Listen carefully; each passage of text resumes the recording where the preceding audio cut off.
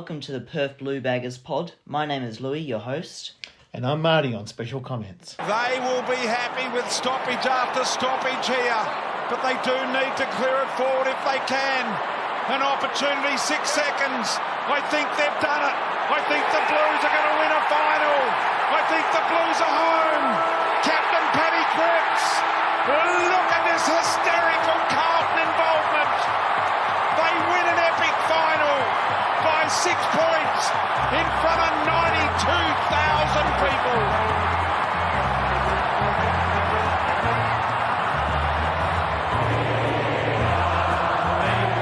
So, in this episode, we will be discussing our Round 9 clash against Melbourne and previewing our Round 10 clash against the Sydney Swans. So, let's get into this. In a game that was thrilling for everyone, Carlton broke their losing streak with a win against Melbourne. Despite dominating early on, we found ourselves on the defence in the last quarter as the D's mounted a comeback. Captain Patrick Cripps and Sam Walsh led the charge with standout performances. We managed to secure the win with a late tackle from Nick Newman and Cripper. This game was a roller coaster, but we held on for a thrilling victory, beating the D's by 1 point. Yeah, look, it was a really big game for us because we'd lost the last two. And, you know, the D's, they're a serious team with really solid defence. They were really desperate to avenge their loss for us, a loss against us in the semi-final of 2023, which, as we all know, is one of the best games for Blues fans in the last 2 decades. Yeah, hell yeah. So, you know, the Blues made a really good start, one of the best starts in a long, long time. I reckon their first quarter was as good as they'd played all season. To kick 5 goals to none against a class side was incredible. Really, the Blues were on fire. Everything was going right for them. The margin got as high as 37 points in the second quarter as the Blues continued to play well. Always kicked 2 of his 3 goals that quarter, but the D's did kick a late one to break even for the quarter overall. The Blues started well in the third quarter with a fabulous snap from Curnow just after half-time. He kicked 2 for that quarter, but a couple of late goals from the D's meant the margin was just 22 at the final change. A similar start in the last quarter. George Hewitt, sub for the injured Chera, kicked a goal early. But really, our run stopped after that. We lacked a little bit of composure at the end, where the D's finally began to surge. Look, we were a little bit lucky and fortunate to get over it in the long run, even though we'd led all game. But it was a thrilling win, and we'll take the 4 points. Yep, we really need the 4 points, so that's all that really matters. So, let's have a look into the notable performances. Yeah, here's one here. Look, I think our man Jacob Wiedering might get the five votes again for us. Yay. Look, he was just magnificent. And he repelled numerous attacks. He doesn't just outpoint his opponent, he intercepts marks and sets up our attacks. He was particularly potent during the first half, but really solid all game. And, you know, I don't know if the D's have the best big forwards in the game, but he made every post a winner. And he also helps the other defenders play better because he's such a marshal in defence. Oh, yeah. For 4 votes, look, you could have given him 5 votes on another day. I think you mentioned him earlier. Cripps was just sensational. He's just a complete bull. He had the most disposals on the field, and yet he gets most of his disposals as contested possessions. His 19 contested possessions were 6 more than the next player on the ground. Wow. He also had the most clearances on the ground, which is not that surprising when you get in and under like he does. Kicked a goal, was clearly the best midfielder I felt on the ground as a whole. 3 for the 3 votes. Yeah. Sam Walsh, who else? Look, when those two play really well, we're hard to beat. They are probably the 2 premier midfielders at Carlton. There's plenty of other good players, but those 2 are the real stars. A-graders. The real A-plus graders, if you ask me. Yeah. Look, the level at which Walsh operates is phenomenal. You can't believe he's playing so well after missing a big chunk of the pre-season and the early rounds as well. He came back in and started from his first game back. Yeah. I think it's because no one works harder than Sam Walsh when he's on the ground. And he kicked his first goal for the year for good measure, and wasn't he happy about it? Yep, he wanted to avenge his performances late after sort of letting Nick Dacos off the leash. with that goal, but I mean, he was pretty good last still good, game. Yeah, but, everyone gave him a bit of stick over Nick Dacos, But, it could have gone both ways. What if Chera had picked up that ball cleanly against Collingwood? You never know. Yeah. 2 votes, Matt Owies.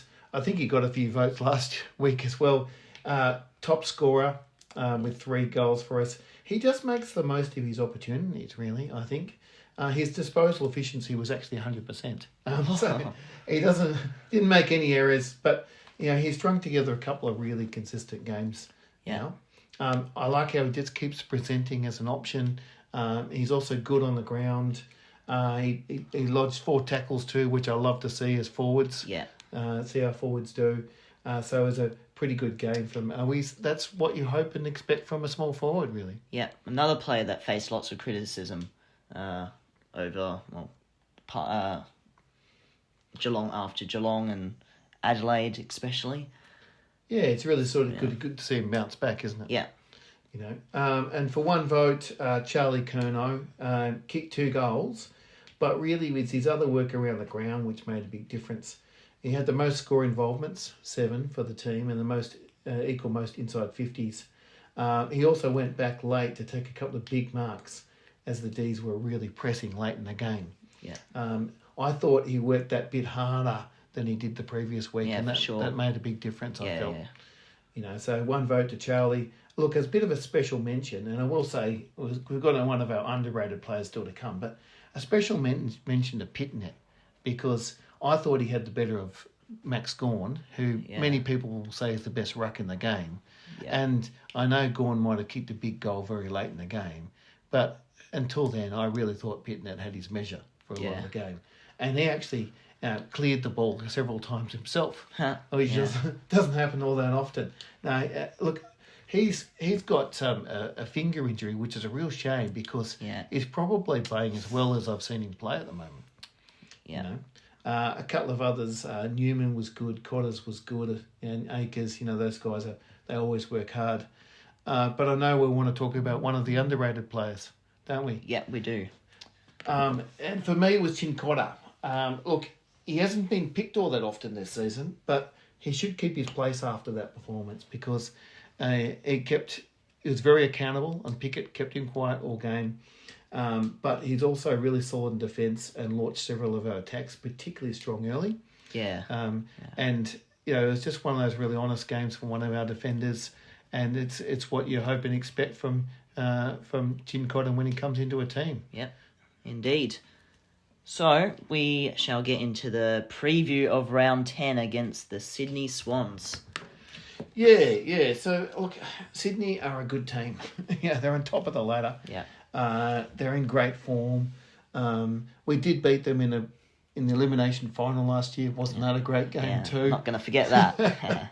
The real thriller. Look, we're probably going to need someone like Kennedy or Hewitt to really shut down Isaac Heaney, who's probably in Brownlow medal form at the moment. Probably the favourite. They've got winners all over the ground, though. Not just Heaney. They've got Warner, Lloyd, Blakey, of course Gilden. They've got a lot of good players. We would really hope Pitnet plays because we need him to take the fight to Grundy, who's also playing really well since he's come to the Swans. So they're not going to be easy, but we definitely improved our performance, I felt, last week. And when we're at our best, we can beat anyone in the competition. Yep. I think it's one of those things where you've got to make the most of your opportunities against Sydney. Oh, yeah, for sure. And defend collectively when you don't have the ball. Yep. Have to continue that good scoring accuracy that we had last week. Just a few things on selection.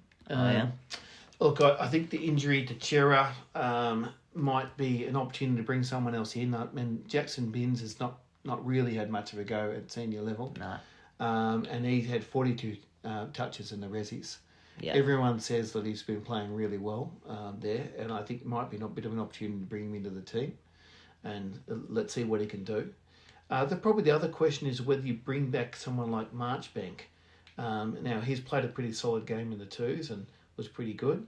When fully fit, he does add another dimension to our team.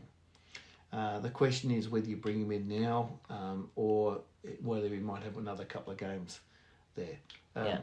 Zach Williams could be available, but look, if he's done a hamstring, it's I think you wouldn't want him coming back too soon. it was a corky or something. Yeah, I don't know. I mean, I wouldn't want to rush him back. So it's just a case of whether he's 100%. I wouldn't be playing him if he wasn't 100%. Yeah. And the other one, of course, is Pitnat, who we mentioned. Does he play or doesn't he play after having surgery on his hand on the weekend? I guess that'll be interesting one to watch. Yep. So, predictions. Oh, look, it's going to be a really tight one. Look, all of our games have been tight this season, just about, haven't they?